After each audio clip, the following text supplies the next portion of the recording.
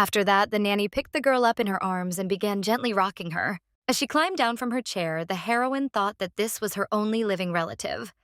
Although in her second life he had never visited, she felt happy because she knew that if she cried, they would immediately give her something like this. Upon hearing this, the Lord immediately remarked that she probably hadn't inherited their imperial blood.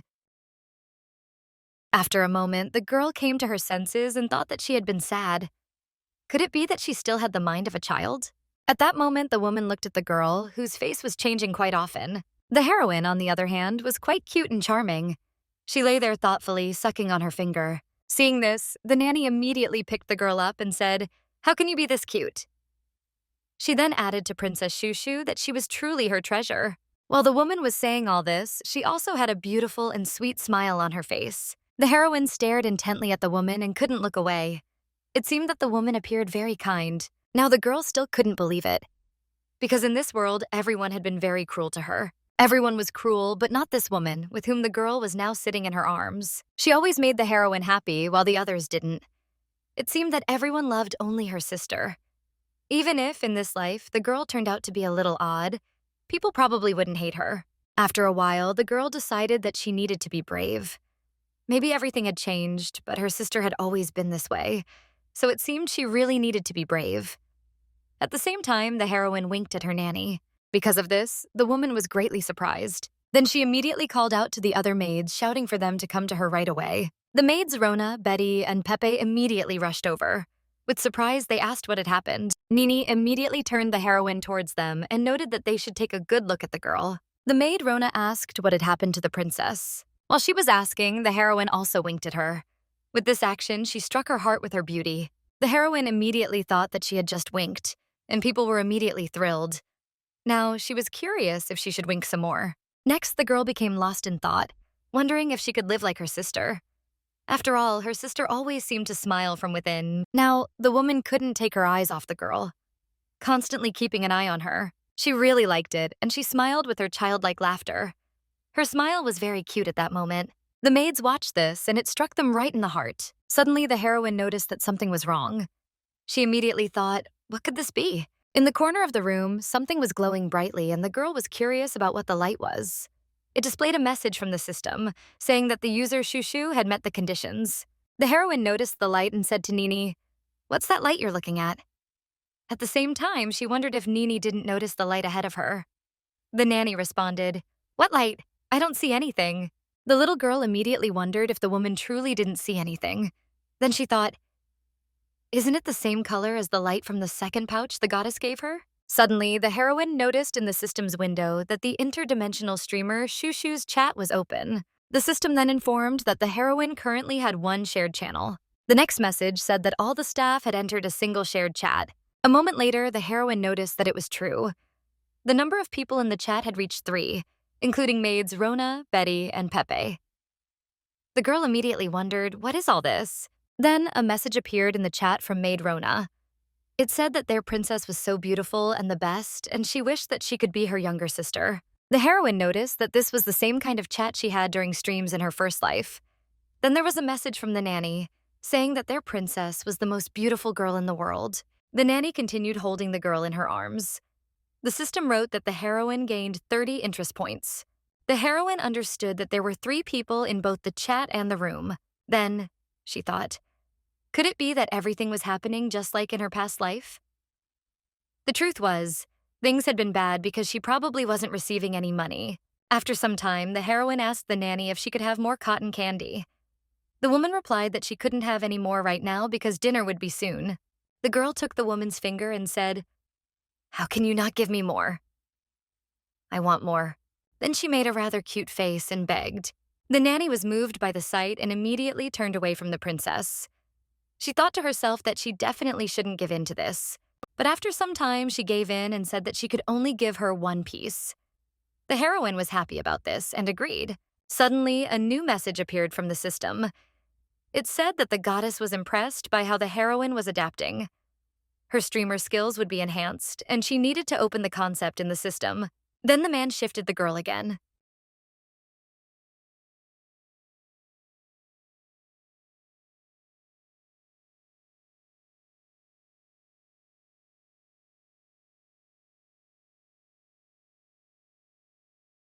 He pulled her very close and stared into her eyes. Seeing this, the subordinates asked their master what he was doing. The heroine's thoughts were interrupted by the sound of high heels approaching from behind the door. A maid burst into the room where everyone was. She immediately informed Miss Nini that they had an emergency. At the same time, someone arrived at the estate in a carriage. The people of the estate immediately lined up to welcome the guest. After a while, a man emerged from the carriage. He immediately looked up and began examining the estate. The princess's nanny was immediately informed that they had a guest. The man who arrived headed inside the building. His hands and clothes were covered in blood. The woman was curious and asked another maid, "If this is the princess's father, then who could this be?" While they were talking, people were already entering the building. The leader was walking ahead, and his entourage followed behind. The maids lined up to greet their guest. A chair had already been set for the man, and he casually sat down. After examining the man who arrived, the heroine thought, why had he come here? The man who arrived was named Berg Willow. The heroine noticed that he had quite a handsome face. He also had a cold gaze and fiery red hair. Another distinctive feature of his was his broad shoulders. The man sat and carefully observed the girl who was hiding behind her nanny.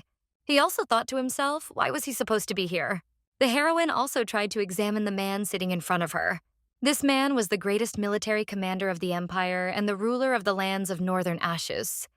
The heroine's late mother was the half-sister of Scarlet Willow. So for the heroine, he was her uncle. Even if he hadn't died after catching the poisonous dragon Katantu during his second life, things would have been much better. At that time, there probably wouldn't have even been a rebellion.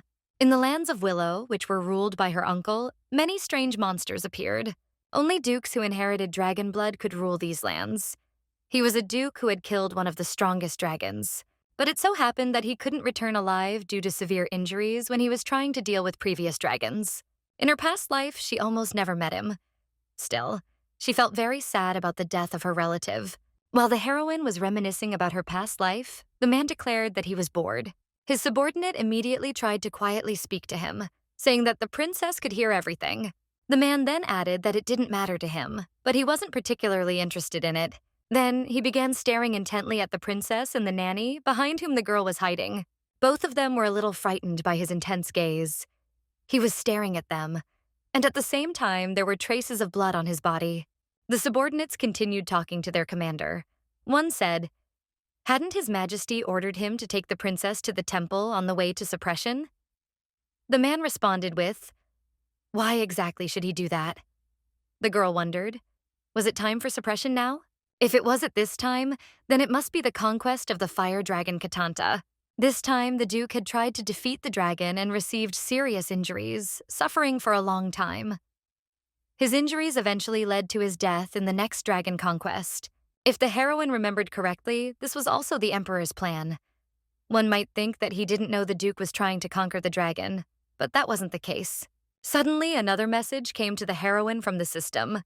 It said that the concept had been unlocked. At the same time, the girl thought she really wanted some cotton candy. After a while, she immediately came to her senses. Then she thought that she shouldn't be doing all this or thinking about it right now. The imperial family must receive a blessing at the temple every year. She was sure that the imperial bloodline, which descended from an evil beast, would not be blessed if even one family member failed to attend the temple. Otherwise, the whole family would be cursed and miserable. This time, it was the Lord's turn to go to the temple, and he declared that he would not fail. His subordinate mentioned to his master that the emperor was currently searching for cracks in the northern lands. So, it wasn't wise to ruin relations with the family. After all, the princess was his niece. The man carefully observed, analyzing everything. The heroine thought that if this were the uncle she remembered, such words wouldn't have convinced him. In the heroine's second life, he was someone who never helped her. The girl even wrote him a letter asking for help, but he simply ignored it and was a terrible person. Then suddenly, the heroine's nanny addressed the Lord and said she had something to tell him. The girl immediately paid attention. As she looked at the man, she wondered what would happen if she got hurt. Then she decided that if it did happen, she would scratch his eyes out. The man asked the nanny what she wanted. The girl was surprised by his response, that he wasn't angry despite the nanny's interference. This showed that he was different from the emperor, who would have killed anyone who dared to do such a thing. The nanny delivered a speech addressing the Lord. She said that he was, after all, a guest of their princess. She then asked if, since he was there, he could have dinner with their princess. The man asked what dinner she was talking about. Did he even have time for that? Immediately afterward, she approached the man and whispered in his ear. She told him that if he returned now, the emperor would just send him back again. It would be easier to spend some time with them and then leave. The man immediately turned and pondered the whole situation and her words. The heroine knew that this man didn't have a very good relationship with the emperor. After thinking it through, he declared that everything should be prepared. The heroine immediately realized that she would now be dining with her uncle. After that, she thought about how their country was divided into three major powers. The first was the imperial family. The second was the duke, who symbolized each season. And the third and final one was the wizard's tower. Among them all, Duke Willow was the ruler of the north, winter, and wild beasts. He was a military commander and an aristocrat who had formed an alliance with the imperial family. All types of precious ores, magical metals, and various items made from animal hides came from this land. It was treated as a strong and independent nation with which trade was conducted, but relations with the imperial family were very poor. The current family had killed the previous emperor and usurped the throne. The heroine's mother had been the head of the Willow family. In fact, she could have been a capable warrior, but she married the heroine's father. He handed over power to his half-brother, the heroine's maternal uncle. As a result, her mother died in a war that her uncle had sent her to. That's why relations with the Willow family could never be good. Power over this land was passed down from emperor to emperor. Without the support of the son, a war could have occurred. Finally, it was dinner time. The nanny asked the princess to open her mouth because a little bird was flying in. The girl ate it happily and assured them that it tasted good. The nanny was pleased to praise her, saying she was a big girl and encouraged her to try eating on her own. The girl immediately agreed and took a spoon in her hand. That's why relations with the Willow family could never be good. Even the lord's subordinates were touched by what was happening. However, the man himself simply turned away. The heroine, looking at his face, wondered what kind of expression that was. In the next moment, the attribute system concept was activated. With a rather cute face, the heroine immediately addressed her uncle. The man's face softened significantly, and he asked what she wanted. The girl continued speaking to her uncle. As she climbed down from her chair, the heroine thought that this was her only living relative. Although in her second life, he had never visited her and had ignored her. The man's face softened significantly, and he asked what she wanted. The girl continued speaking to her uncle. As she climbed down from her chair, the heroine thought that this was her only living relative. Although in her second life, he had never visited her and had ignored her. The little girl held a candy in her hand and carried it to the man. Addressing her uncle, the heroine declared that since he watched her eat her treat, she wanted to share this one. Nini hardly ever gave her such sweets. Upon hearing this, the lord immediately remarked that she probably hadn't inherited their imperial blood. The emperor's children are born with light hair from generation to generation. However, neither the main heroine nor her sister Latia were blondes. The heroine's older sister was quite pretty and well-loved, while the girl herself was not. At one point, she thought it would be nice if at least one person could love her. Now, however, she had a nanny who loved her dearly. In one moment, the girl turned to her uncle and asked if he loved her. The man paused and admitted that he didn't really know himself. He said that he didn't particularly love her, but he wasn't ready to hate her either. The heroine realized that he had no feelings for her at all.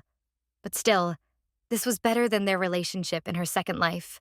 Once again, the girl made a rather cute face and asked her uncle to hug her. The man asked why he should do that. But the little girl asked again if he loved her. The lord continued to question why he should keep repeating himself. But the girl persisted and asked again if he loved her, making an even cuter face than before. Berg Willow was stunned by her words. After a moment, the man stated that the girl was just as straightforward and reckless as her sister. Then he gestured to his subordinate. The subordinate immediately approached the girl and lifted her into his arms. Because of all this, a system notification appeared, indicating that a new person had been added to the chat. The lord's subordinate was named Grant. A message appeared in the chat saying that the girl was so light and so sweet. She was the cutest princess who reminded the man of his daughter, Lud.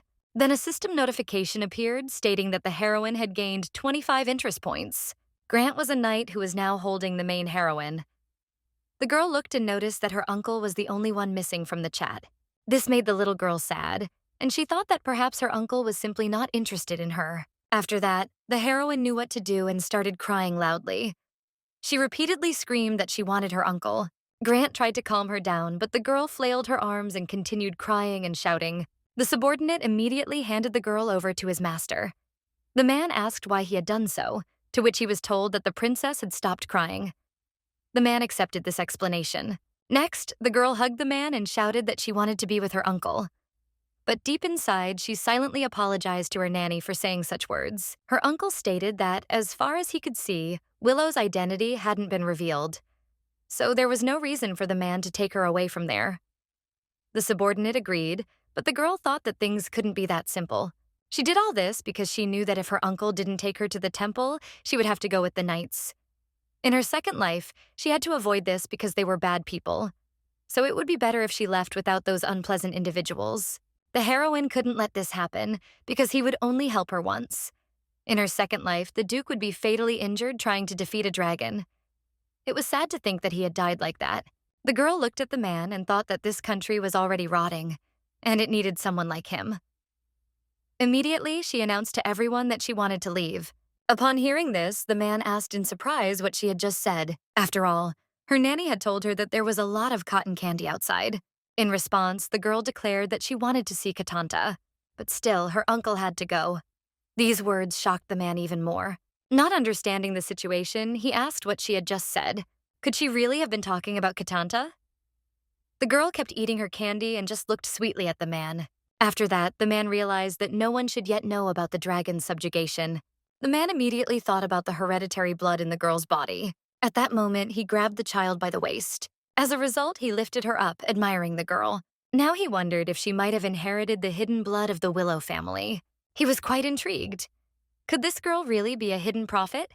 Due to all these actions, the system registered that Duke Berg had joined the chat. The girl immediately noticed this and wondered if he had joined the chat too. Then she pondered what a prophet was and what it meant. Right then, the man declared that this was probably just impossible. Immediately, her uncle thought about the fire dragon, Ataita. A subordinate asked the man in surprise what he had just said. The uncle, in response, asked who among them knew about Ataita's subjugation. Grant thought for a moment and replied that no one else should know. Then the man shifted the girl again. He pulled her very close and stared into her eyes. Seeing this, the subordinates asked their master what he was doing.